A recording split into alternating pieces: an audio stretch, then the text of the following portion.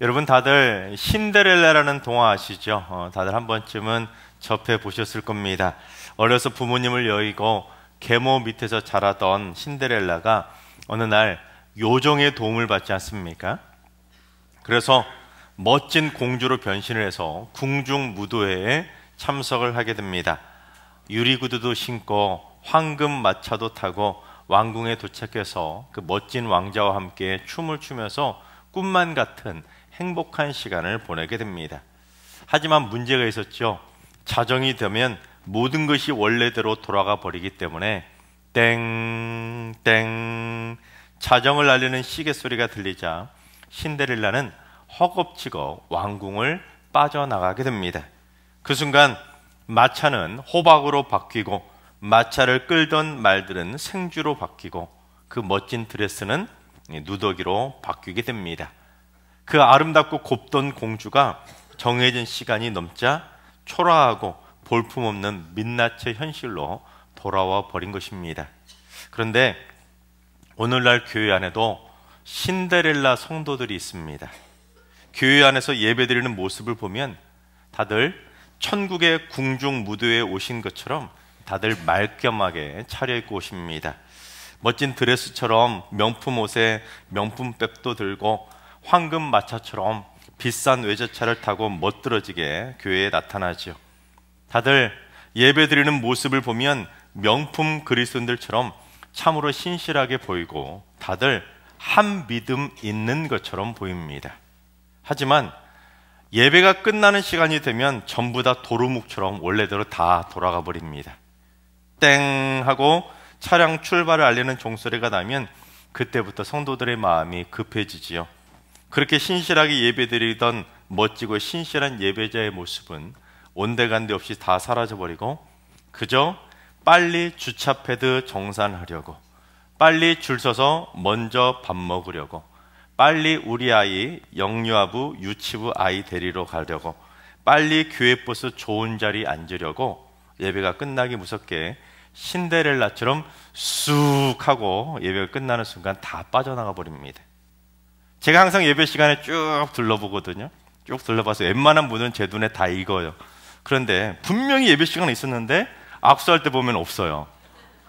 언제 사라지는지 모르게 싹 사라지시는 거예요. 우리 옆 사람에게 한번 물어봅시다. 혹시 신데렐라세요? 한번 물어보세요. 신데렐라이신지.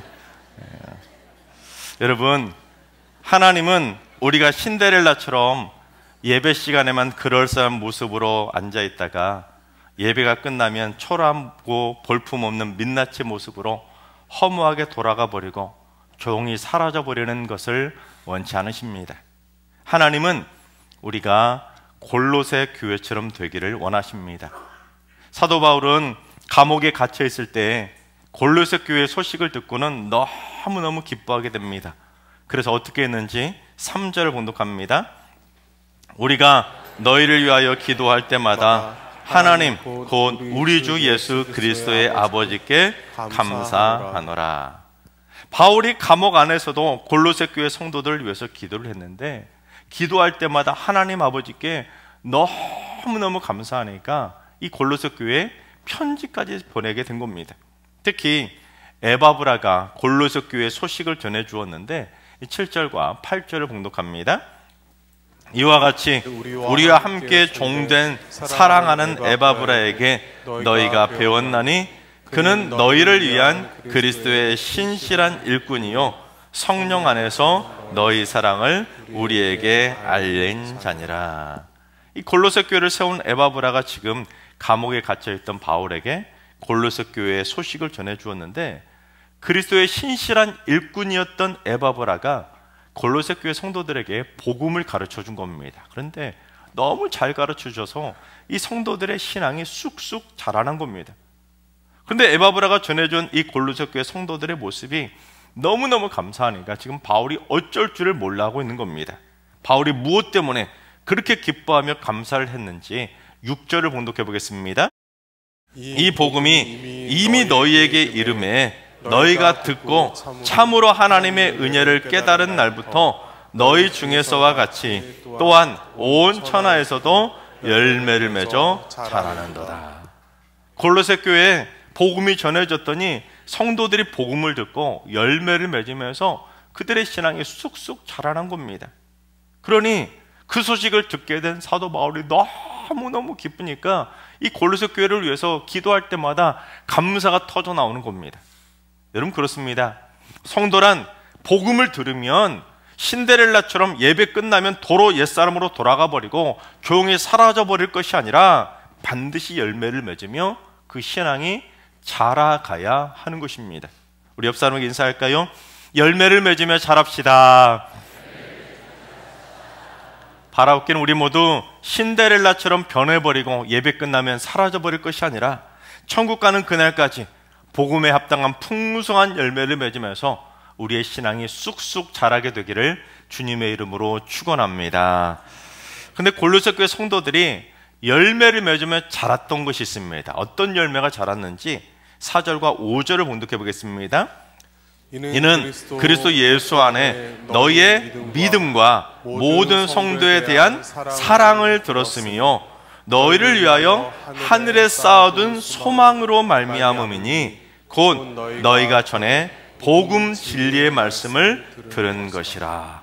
골로새 교회 성도들이 복음 진리의 말씀을 듣고는 세 가지 열매를 맺으며 그들의 신앙이 쑥쑥 자라난 겁니다. 어떤 열매냐? 첫째, 그리스도 예수 안에 있는 믿음이 열매를 맺으며 자라난 겁니다. 여기서 믿음은 믿음인데 어떤 믿음이 중요하냐면 그리스도 밖의 믿음이 아니라 그리스도 예수 안에 있는 믿음이 중요합니다. 왜냐하면 당시 골로새 교회가 처했던 가장 심각한 문제는 바로 이단이었기 때문입니다. 교회 안에 이단들이 보낸 거짓 교사들이 들어와서 성도들을 지금 미혹했던 겁니다.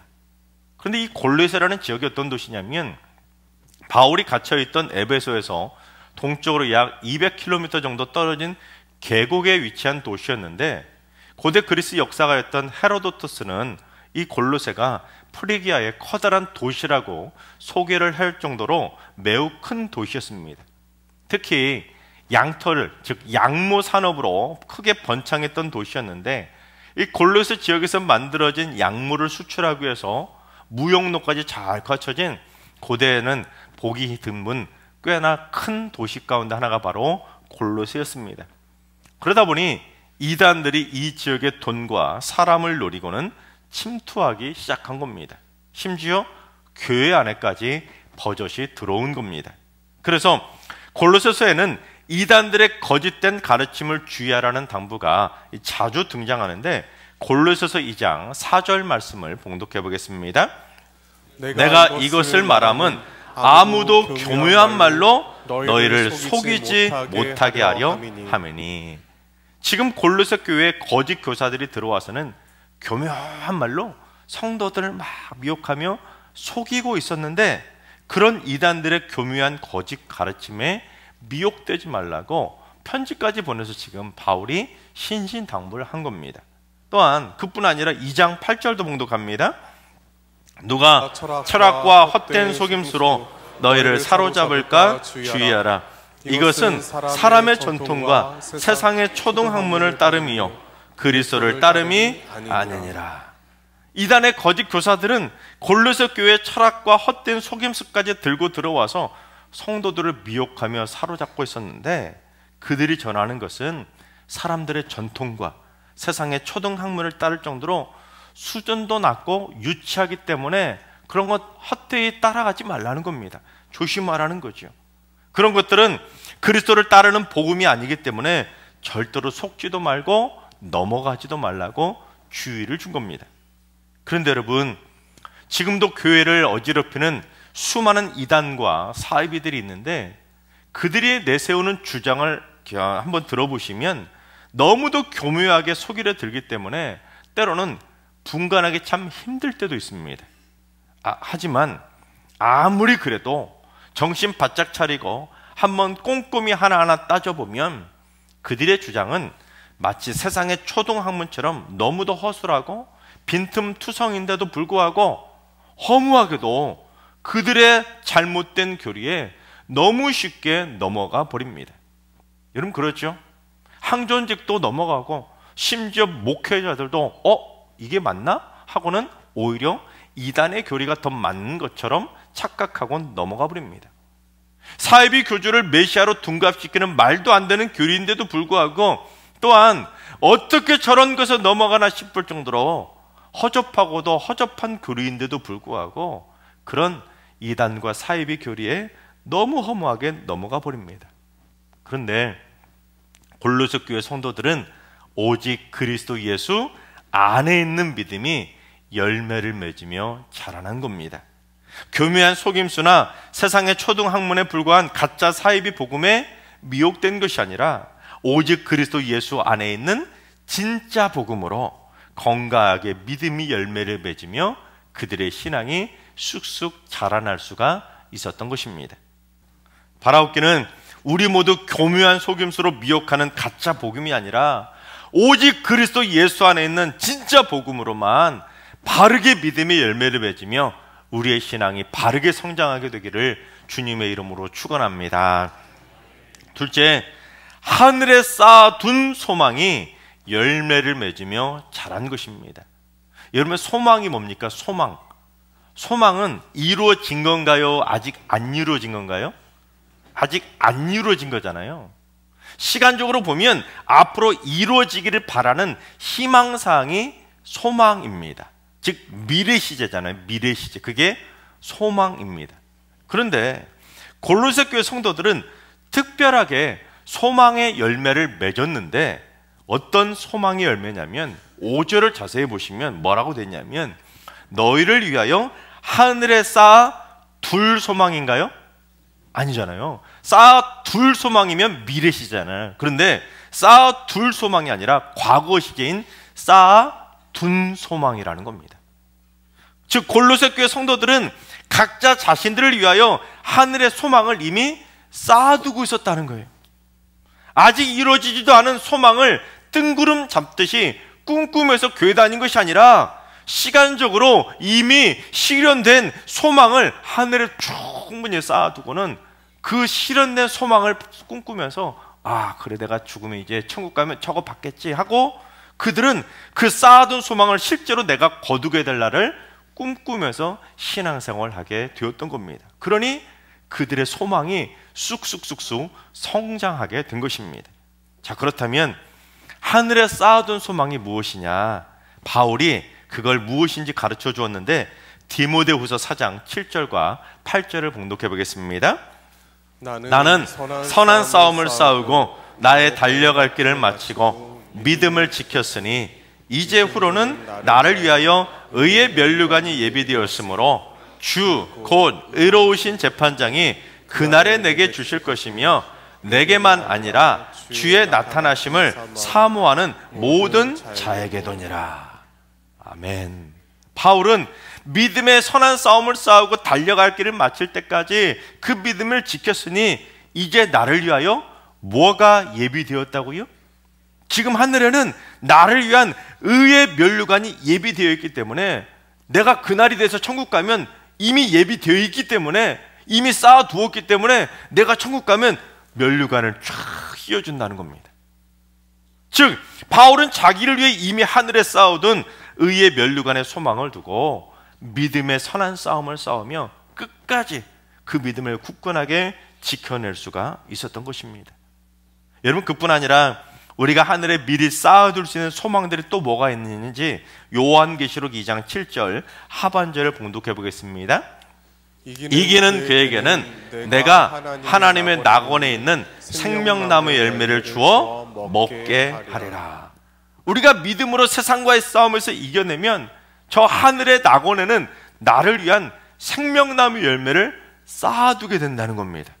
그래서 오늘이라도 당장 천국에 가면 하늘에 가서 당장 먹을 수 있는 생명나무 열매가 수북이 쌓여 있는 겁니다. 여러분, 기대 안 되십니까? 얼마나 맛있는 생명나무 열매가 나를 위해 지금 천국에 쌓여 있을지 기대하시기 바랍니다. 또 뭐가 천국에 가면 쌓여 있는지 요한계시록 2장 10절 하반절도 봉독합니다. 내가 죽도록 충성하라. 그리하면 내가 생명의 관을 내게 주리라. 내가 이 땅에서 죽도록 충성하면 하늘의 생명의 관도 쌓아뒀다가 천국에 가면 곧바로 그날 쓰게 된다는 겁니다. 그러니까 지금 하늘에는 우리를 위한 의의 면류관도 있고 생명의 관도 있고 다양한 관들이 수북이 쌓여 있고 생명나무 열매도 수북하게 지금 쌓여 있을 줄로 믿습니다. 그게 소망인 거예요. 그뿐 아닙니다. 역대하 15장 7절도 봉독합니다. 그런즉 너희는 강하게 하라. 너희의 손이 약하지 않게 하라. 너희 행위에는 상급이 있음이라 하니라. 우리의 믿음을 강하게 하면 우리의 행위에는, 우리의 믿음의 삶의 모습에는 반드시 뭐가 있다고요? 저 하늘에는 상급이 있다는 거예요. 따라서 우리는 믿음의 행위를 강하게 해서 저 하늘에 하루하루 날마다 천국에 소망을 쌓아두며 살아가야 하는 것입니다. 여러분, 지금까지 믿음 생활하면서 무슨 소망을 하늘에 쌓아두셨습니까? 우리 모두 저 하늘에 쌓아둔 소망들이 넘쳐나고 넘쳐나서 천국 가는 그날 더 이상 쓸 관이 없을 정도로 의의 면류관도 쓰고 생명의 관도 쓰고 다양한 관을 막 쓰고 또한 생명나무 열매들도 많이 쌓아두고 배부르게 영원토록 먹게 되기를 주님의 이름으로 축원합니다. 셋째, 모든 성도에 대한 사랑의 열매를 맺으며 자란 것입니다. 여러분, 오늘 보면 자세히 보시면 골로새 교회 성도들은요, 일부 성도에 대한 사랑의 열매를 맺은 것이 아닙니다. 모든 성도에 대한 사랑의 열매를 맺으며 자란 것입니다. 즉 골로새 교회 성도들이 보였던 사랑은 자기 마음에 맞는 사람에게만 보인 끼리끼리 사랑이 아니었습니다. 내 편한테만 잘해주는 이기적인 편가르는 편의 사랑도 아니었습니다. 모든 성도에 대한 사랑의 열매를 맺었던 겁니다. 여러분, 우리 승류교회 성도들이 수천 명인데 여러분 혹시 우리 승류교회 성도님들 다 아시나요? 얼굴 다 아세요? 이름 다 아십니까?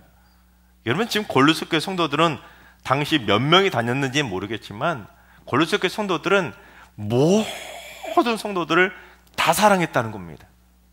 그러니 얼마나 많은 사랑의 열매가 맺어졌겠습니까? 여러분, 설거지를 하다 보면 가끔 그릇과 그릇이 꽉 껴가지고 잘 안 빠질 때가 있습니다. 여러분 그러죠? 어떨 때 그릇이 서로 끼지요? 그릇의 모양과 크기가 똑같을 때 그릇이 서로 꽉 껴가지고 빠지지 않게 됩니다. 그런데 인간관계도 마찬가지입니다. 어떤 공동체나 자기 밥그릇 챙기겠다고 으르렁대며 싸우는 사람들 있지 않습니까? 그러면 서로 꽉 껴가지고는 빠지질 않습니다. 서로 탁 달라붙어가지고 으르렁대고 싸우는데 이게 빠지겠습니까? 제가 밥그릇을 들고 나왔습니다. 밥그릇. 시청과 교제가 확실해야 돼요. 여러분, 서로의 마음의 크기가, 그릇이 크기가 그만하고 서로 비슷비슷하다 보니까 서로 밥그릇 챙기겠다고 싸우다 보면 서로 딱 껴가지고는 빠지지 않게 되는 겁니다. 그러면 어떻게 될까요? 이걸 빼내려면 어떻게 될까요? 때로는 깨트려야지만 이걸 분리시킬 수가 있는 겁니다. 즉 서로 고만고만한 이 밥그릇, 제 밥그릇 챙기겠다고 으르렁대며 싸우다가 탁 달라붙어서 싸우면 서로 둘 다 상처받고 서로 둘 다 깨지게 되는 겁니다. 보통 사람의 마음의 그릇을 가지고 서로를 비난하며 욕할 때 여러분 뭐라고 욕합니까? 아이고 이 밴댕이 소갈딱지야, 마음이 코딱지만 해가지고는, 이런 식으로 비난하지 않습니까? 그러나 서로 으르렁대며 탁 달라붙어가지고 싸우는 사람들 보세요. 제 밥그릇 챙기는 사람들 보시면 다 똑같기 때문에 싸우는 거예요.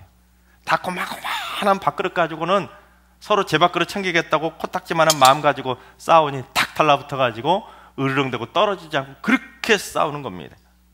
그런데 그렇게 밥그릇 싸움하며 서로 끼지 않으려면, 이렇게 탁 달라붙지 않으려면 어떻게 해야 될까요?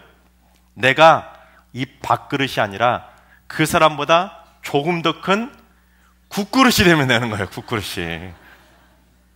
큰 그릇도 필요 없어요. 여러분, 이 밥그릇보다 조금만 더 크면 안 껴요. 다 얼마든지 밥그릇 많이 받아내고 퍼모낼 수 있는 겁니다. 많은 사랑 요구하지 않습니다. 내가 그 사람보다 조금만 더 크면, 조금만 더 커도 안 껴요. 안 싸울 수가 있다니까요. 그런데 어떻습니까? 우리는 죽어서 서로 제밥그릇 싸움만 하다 보니까 이렇게 둘만 싸우지 않잖아요. 이렇게 싸우다 보면 셋, 넷, 다섯, 여섯 계속해서 겹쳐서 싸우다 보면 결국 다 깨지고 다 원수가 되는 겁니다. 하지만 골로새 교회 성도들은 밥그릇이 아니라 서로에게 커다란 국그릇이 되어주었던 것입니다. 그래서 제 밥그릇 챙기겠다고 으르렁대며 싸우는 작은 밥그릇들도 기꺼이 다 품어주니 서로 마찰이 생기지 않고 싸우지 않고 모든 성도에 대해 행복한 사랑의 열매를 맺으며 자라날 수가 있었던 것입니다. 여러분, 사랑만큼 어려운 것도 없지요. 주님께서는 밴댕이 소갈딱지 같은 우리 코딱지만한 이 밥그릇 가지고도 서로 밥그릇 싸움하는 우리 모두를 다 품어주시기 위해서 바다처럼 넓디 넓은 큰 십자가 사랑의 그릇이 되어주셨는데, 우리는 다 그 큰 사랑의 그릇에 다 잠겨봤으면서도 우리는 남을 잘 받아주지 않고 살아갑니다. 내 편만 받아주고, 나하고 맞는 사람만 받아주고, 나하고 맞지 않으면 다 내쳐버리잖아요. 내가 국그릇이 되어야 다른 밥그릇과 원수처럼 싸우며 끼지 않고 깨지거나 서로 상처받지도 않고 다 품어줄 수 있는데, 아이고 내가 눈에 흙이 들어와도 절대로 안 풀어 하고는 제 밥그릇 챙기겠다고 밴댕이 소갈딱지 같은 밥그릇 끝끝내 고집하면 결국에는 다 같이 깨지고 나서야 다 같이 후회하게 되는 겁니다. 여러분, 우리 한번 따라해 볼까요? 제 밥그릇 챙기지 말고 국그릇이 됩시다. 그렇습니다. 골로새 교회 성도들은 그리스도 예수 안에 있는 바른 믿음과 하늘에 쌓아둔 상급의 소망과 모든 성도에 대한 사랑의 열매를 맺으면서 그들의 신앙이 쑥쑥쑥쑥 자라났던 것입니다. 그래서 초대교회 시절에 그 사람이 진짜 그리스도인인지를 판별할 수 있는 세 가지 증표가 있었는데, 그게 바로 믿음과 소망과 사랑이었습니다. 이 세 가지 중에 하나라도 없으면 예배 끝나면 사라져버리고 예배 끝나면 변해버리는 신데렐라에 불과한 겁니다. 하나님께서 사랑하시는 여러분, 신데렐라처럼 예배 끝나면 조용히 사라져버리고 변해버리는 허무한 성도가 아니라 골로새 교회 성도들처럼 일평생 변치 않는 성도들로 우리의 신앙이 성장해 갈 수 있기를 바랍니다. 그래서 예수 안에는 믿음도 열매를 맺으며 자라나고, 하늘에 쌓아둔 소망도 열매를 맺으며 자라나고, 무엇보다 모든 성도에 대한 사랑의 열매도 맺으면서 일평생 쑥쑥쑥쑥 자라나시기 바랍니다. 그래서 먼 훗날 저 하늘 천국에 갔을 때 우리 모두 일평생 저 하늘에 쌓아두었던 많은 관들도 쓰시고 많은 천국의 열매도 맛보시고 영화로운 하늘 보화를 누리면서 행복하게 다 같이 영생의 복을 누리게 되기를 주님의 이름으로 축원합니다.